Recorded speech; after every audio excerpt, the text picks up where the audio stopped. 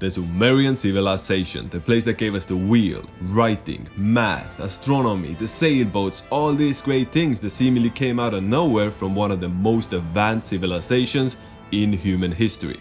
That then just disappeared. It was the Fertile Crescent, the place that gave us the Hanging Gardens of Babylon, and Eden itself now turned into a barren wasteland. See, this sudden and unexplained disappearance has never really made sense without the explanation that they literally destroyed themselves through the misuse of energy. See, I believe they were not only powered with electricity, as we have seen in the discoveries of the Dundro-lights and the Baghdad batteries, but I believe they were nuclear powered. So today we'll be covering the nuclear cataclysm of Sumeria, and I have a lot of evidence to back this claim with that I'm here to share with you guys, so at the end of the video you can make your own decision of what truly happened.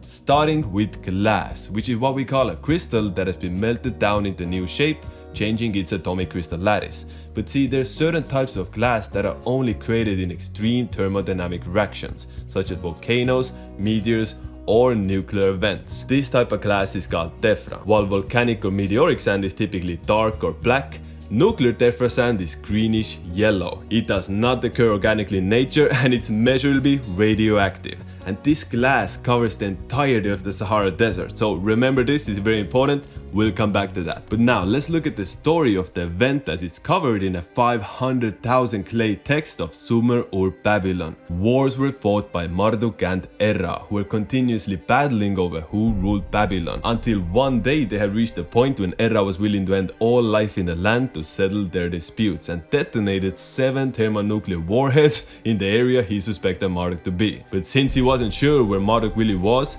he decided to bomb everywhere. Naturally. Not only did this run everybody out of Babylon, but also devastated the entire ecosystem of the world, turning Eden, known as the Fertile Crescent, into a wasteland surrounded by millions of square miles of nuclear sand. And by the way, from the mistake of Erra is where we get the etymology for the term error and terror. See how that works? Now let's look at science. An independent study of the date when weather changed suddenly in Mesopotamia that led to the end of Babylon was performed by Peter B. DeMarco of the Columbia University, published in April 27, 2001, stating that the event when weather drastically changed had to have been 4025 years ago, or 2024 BC. That exact date was given in radiological studies by another source in April of 2000, and the same date of 2024 BC was also given within the clay text of Sumeria. So we now have a scientific date of when the weather changed that matches up with the historical dates. And here you see a real Sumerian cylinder seal explaining what happened. And if you think that nuclear bomb held by Erra 4000 years ago appears identical to the Fat Man warhead that was dropped on Nagasaki by sheer coincidence, you are mistaken. And now, as mentioned, when a nuclear explosion creates glass, it has a yellow-green hue to it, shown in the silica glass fields of Gilkabir Plateau in Egypt and the Kariba crater, which looks a lot more like a crater from a direct hit explosive than it does from a meteor. Is the same radioactive glass found in all across the lands regularly covered by ancient Sumerians. See, scientists are still debating over what created this glass, but you might have started to get an idea by now. But now let's read how this nuclear event was written about in the many Sumerian clay text.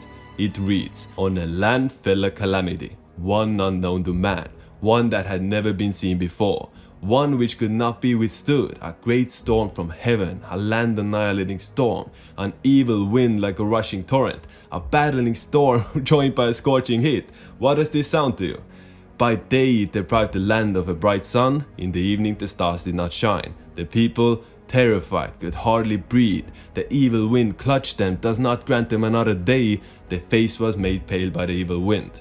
Evil wind, you get the gist. And this event was not only recorded by Sumerians, but also in the many religious and historic texts around the world. 2 of the cities decimated by the explosions included Sodom and Gomorrah, so you can put that into perspective. In Sodom and Gomorrah, the remains of the petrified skeletons still carry a nuclear radiation level similar to those petrified in Hiroshima and Nagasaki, even more scientific proof. Next, we will find the same story from a different perspective in the Hindu text Mahabharata. And note that the man who was flying the craft that dropped the bombs was Kurka, the Indian translation for Erra. Mahabharata reads, "Kurka, flying a swift and powerful Vimana, hurled a single projectile charged with the power of the universe. A column of smoke and flame, as bright as 10,000 suns, rose with all its splendor. It was an unknown weapon, an iron thunderbolt, a gigantic messenger of death, which reduced to ashes the entire race of Rinish and Adakas, known as Sodom and Gomorrah. I could go on for hours here to show you that this devastation has been recorded as an authentic historical event and is clearly backed by modern science. But I think you all get the point by now. This is not theoretical history nor a tale of fiction, but a well-documented attack. Babylon was not only powered but nuclear powered, and it predated the golden age of Egypt by tens of thousands of years. Here is the overview of the blast zone event created by Erra, with the Kariba crater in a dead center that Sumerian and Indian history vowed to never forget. This is thousands of times the power of modern day thermonuclear detonation that saw almost half of the planet along the equator instantly turn into wasteland filled with nuclear sand. So we have historical claims from different sources depicting a cataclysmic event. We have independent researchers pinning the year when weather drastically changed in Sumeria that line up with those historical claims. We have Libyan glass that can only be created by thermal events scattered across the zone that is found nowhere else and is radioactive. And we have the great Sumerian civilization that seemingly vanished overnight. Now, understandably, this gives us more questions than it does answers. And that has been the whole point of this video. How much do we actually know of our history? Thanks for watching, guys. I'll see you all in the next one. I'll be doing these kind of videos a lot going forward, so comment, like, subscribe, and stay tuned for the next video.